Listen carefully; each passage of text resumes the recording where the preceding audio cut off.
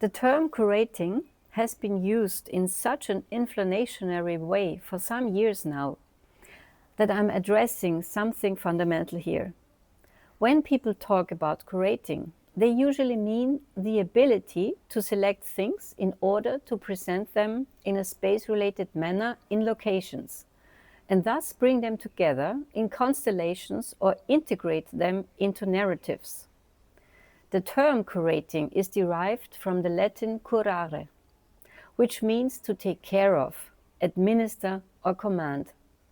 Curators who act as appointed guardians for artists, artistic work processes, and publication practices by conceiving and organizing art exhibitions are a phenomenon of the 20th century.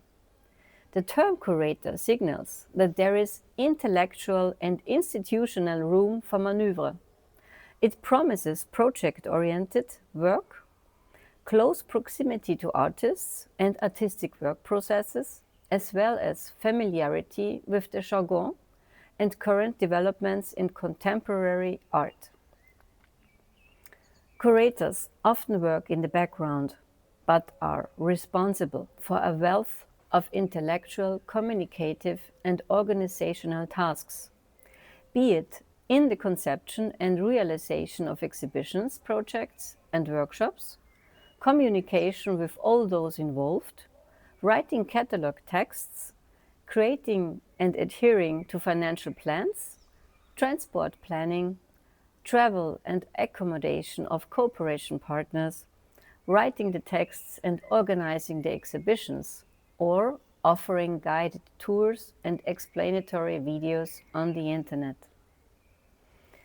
Curating is seen as a profession that, in addition to university certificates and methodological certainty, requires a network of international relationships, multilingualism, mobility, and a high degree of flexibility and commitment, and cannot be practiced without excellent knowledge in the fields of art studies, cultural studies, scenography, art mediation, project calculation, and marketing. Curating is therefore a cultural technique characterized by European influences for the creation of visibility, knowledge, and civic self-image. Curating refers to a conflict-laden field of activity that influences hierarchies, educational positions, identity politics, and hegemonic images of history. Where art is presented in public, authorial positional battles are waged.